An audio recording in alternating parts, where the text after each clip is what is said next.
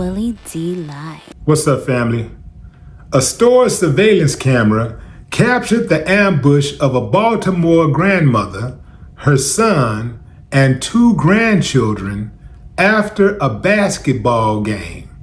Baltimore police confirm Antoinette Jennings, 52, was fatally shot in North Baltimore on January 22nd. Surveillance video captures the family stopped at a red light at the intersection of York Road and Woodburn Avenue. Two people appear in the frame on foot and are seen walking to the driver's side window. A third person exits the car that was stopped behind the victim's car and begins walking toward the passenger side of the car. Seconds later, gunshots. As the suspects ran out of frame, a car that had pulled up in the opposite lane just before the shooting pulls off. Two victims then hop out of the car in a desperate attempt to save the young grandmother's life. According to police, Antoinette's 29-year-old son was also shot, and her 11-year-old granddaughter was grazed by a bullet. Both are expected to survive.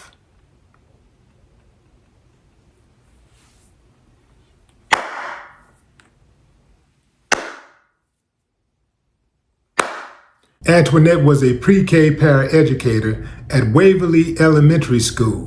A paraeducator is a school employee who works with students and parents in a classroom setting under certified educators or professionals. So family, how did we get here? You know what? Let me talk directly to the youngsters for a moment. Let me talk to y'all because that's who killed that woman. Over a basketball altercation. Something as minor as a basketball altercation. You decide immediately that you are going to organize a hit on a woman at a major intersection. You just gonna kill somebody. Man, do y'all understand that y'all throwing y'all lives away? Do you understand that whatever, do you love anything? It's obvious that some of y'all really don't love yourself, because when you love yourself, you don't put yourself in certain situations. You don't do certain things to make yourself a slave to the system, because that's exactly what you're going to be when they catch up with you. And believe me, they're going to catch the uncivilized mutts who killed that woman. There are certain brazen acts of violence that they are going to go out of their way to make sure they capture the perpetrator. They got to do that really for show more than anything, because they got to make the people think that they are safe, make people think that their tax dollars are at work and cops are really doing their job. So they really don't care about the people. But there's certain things that happen, certain types of violence that happen, save for the violence that they commit themselves. They are going to go out of their way to make sure they bring in the perpetrator. And they are going to get these uncivilized mutts. They are definitely going to get them. So my question to the youngsters is, man, why y'all do y'all stuff like that? Why do y'all know where the traps are? You know where the traps are. Why would you walk into that type of trap? Somebody should have had enough sense to say, hold on, man, let's think about this. Okay, she was talking shit.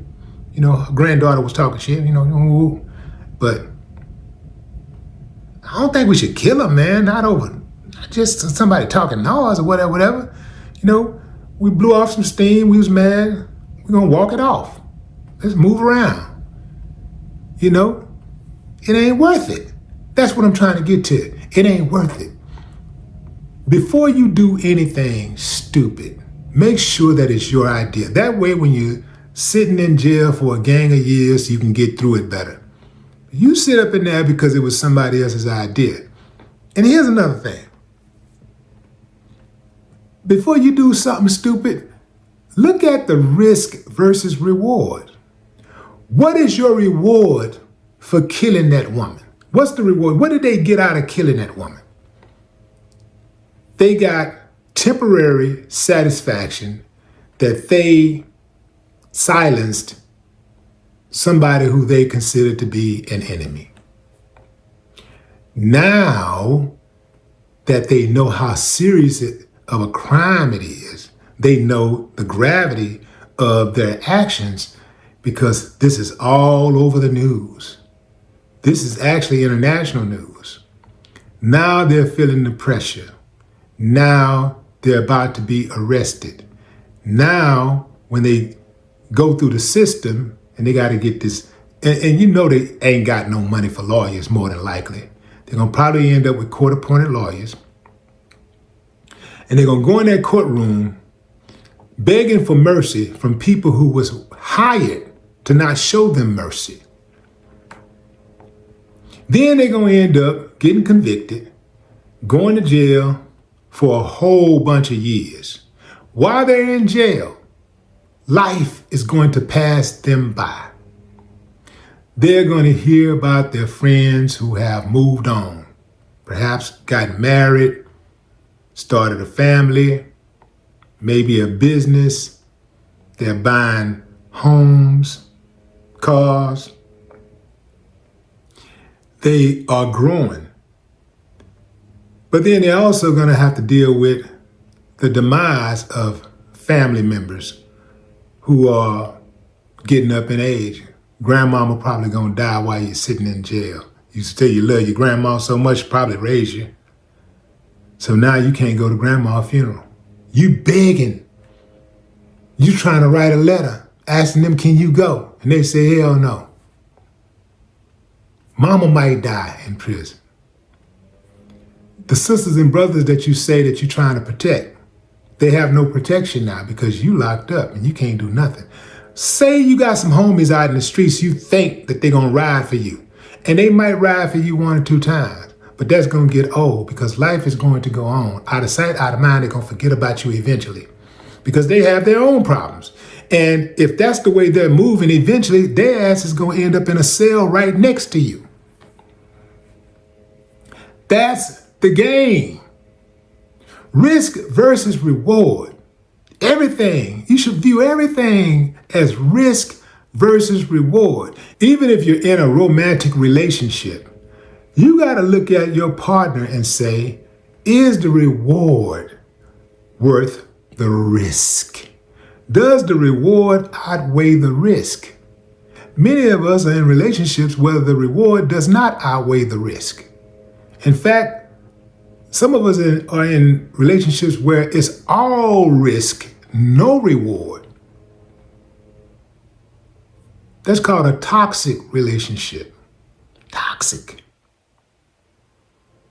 Some of us have toxic friendships. I don't hang around people who tired of living. People who always got enemies, always got problems. Everywhere they go, they got to have a pistol on them because they living reckless. I don't hang around those type of people. Because guess what? Me being in close proximity to that person, I'm going to end up catching some of that smoke. You see? So I'm going to keep my distance because I'm not tired of living. I got things to do. I got places to go and people to see. You got to be very careful about the people you hang with. You got to be so good at picking friends that your friends got to be good at picking friends. I'm going to say that again. You got to be so good at picking friends that your friends have to be good at picking friends. Because you might be good with this dude right here. And this dude might be a good dude. But he ain't sharp enough to pick good people to be around. He dropped the ball on that, so now he got them around you. Y'all together, the killers come, they kill everybody in the room. Or y'all together, they decide to kill somebody. Now you get the case too. And why in the hell do y'all kill everybody? Everything kill with this generation. Y'all ain't got no coping skills whatsoever. Not all y'all, you know what I'm talking about, fam. A lot of y'all, you know. Not all, but many of y'all go from 0 to 1,000, man. Ain't no type of room, no wiggle room for a conversation. No wiggle room for thinking at all. Don't you want to be a thinker? Don't you want to think outside the box? Don't you want to like separate yourself from the flock? Because everybody like to talk about how unique they are. A lot of us, we brag about how unique we are. I ain't like everybody else. They not like us. They got a whole song about it. They not like us. Nah, man. A lot of y'all out there, y'all just like everybody else. Ain't no different. Man, they killed that woman over a minor altercation over a damn basketball game. Just threw it all away, just like that.